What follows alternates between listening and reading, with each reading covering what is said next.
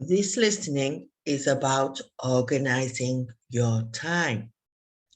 First of all, we're going to look at the vocabulary, which is related to the following listening. Number 1, to go off.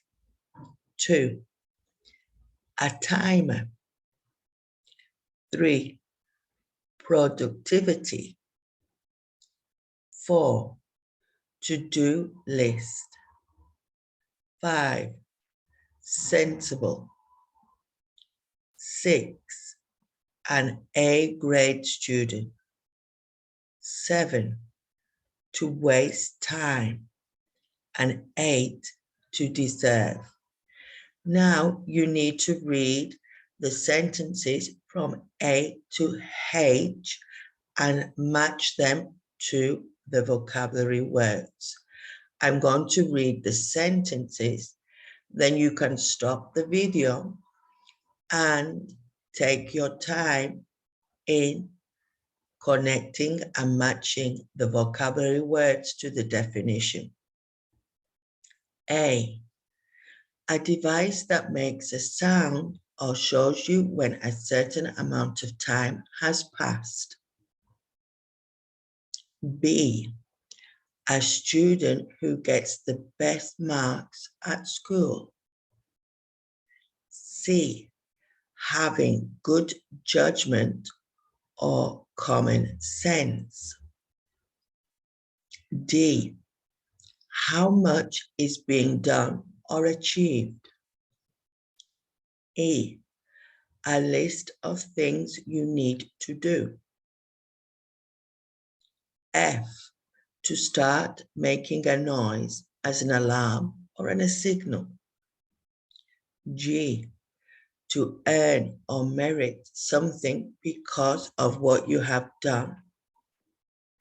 H, to spend time doing something useless.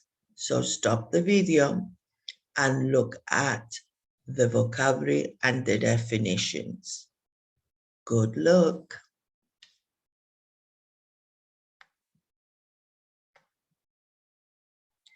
Now we are going to do a listening, and you need to write if the sentence is true or false.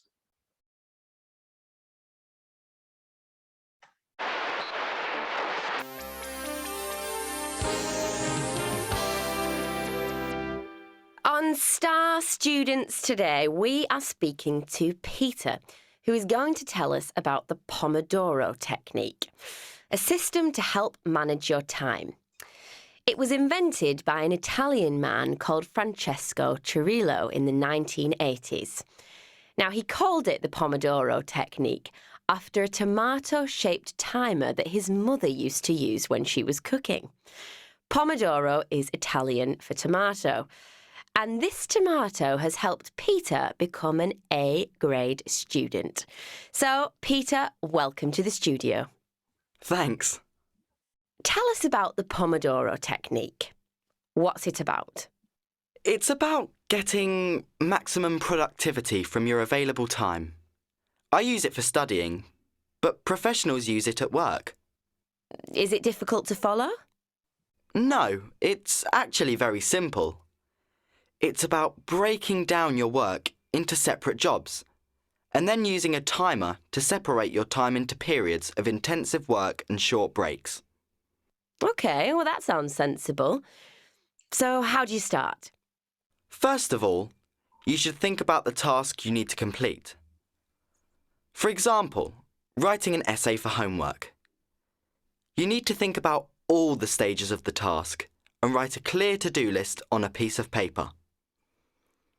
When you are ready to start, you set the timer to 25 minutes and you start working on the first item on the list.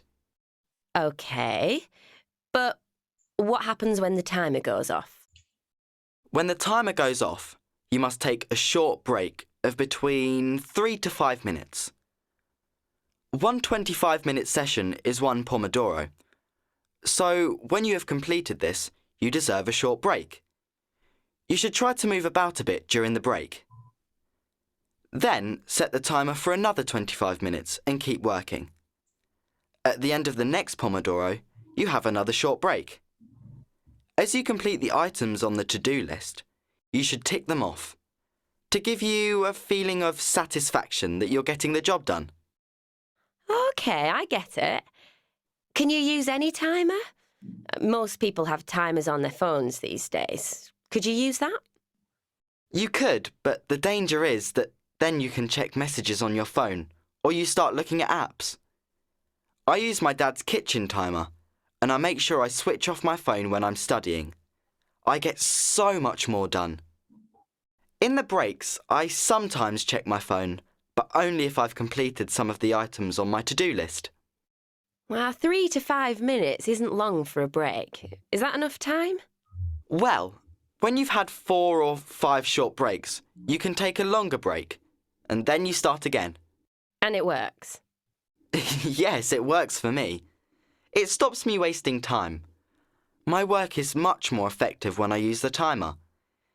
It's like short, intense periods of work. I actually get my homework done a lot quicker now, which leaves me more free time. So, for me, it works really well. Well, I think I'll give it a try. Thanks so much for coming in, Peter. You're welcome. Thanks for